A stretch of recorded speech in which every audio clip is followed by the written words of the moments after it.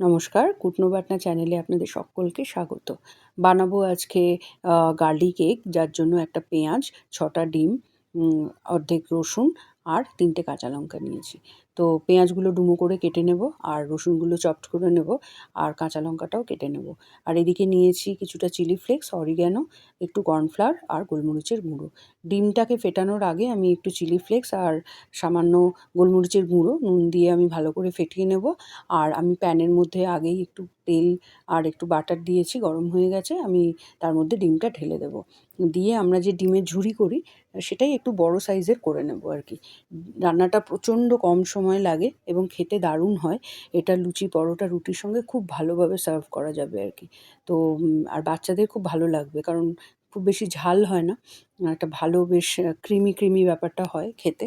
তো আমি এরপরে ওই কড়াইতে আরেকটু বাটার আর সাদা তেল দিয়ে রসুনটা দিয়ে দেবো। আর রসুনটা লাল লাল হলে তার সঙ্গে আমি কাঁচা লঙ্কা দিয়ে পেঁয়াজটা দিয়ে দেবো। আর এদিকে আমি একটা বাটিতে দুধ নিয়ে ১ কাপ মতো, তার মধ্যে এই কর্নফ্লাওয়ারটা দিয়ে আমি একটা মিশ্রণ তৈরি করব, যেটা পেঁয়াজে আমি ঢেলে দেবো। এটা ঢেলে দেওয়ার পর একটু বাটার অ্যাড করে দেবো। দিয়ে আমি ভালো করে নাড়াচাড়া করব। তো এর নুনটা একটু কম দেবেন বাটারটা দেওয়ার জন্য।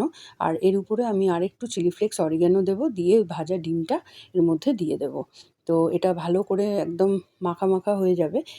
দিয়ে আমি নামানোর সময় এই আ আ রান্নাটার মধ্যে আরেকটু অরিগ্যানো, চিলি ফ্লেক্স, একটু গোলমরিচের গুঁড়ো আর বাটার দিয়ে দেবো। আর মিষ্টিটা আপনারা একটু দেখে দেবেন, হালকা একটু মিষ্টি দিয়ে দেবেন এর মধ্যে নামানোর আগে। এবং এটা তৈরি হয়ে গেল। আমাকে অনেকেই আপনারা বলেছেন যে আমি লাইক, শেয়ার, কমেন্টের কথা বলি না।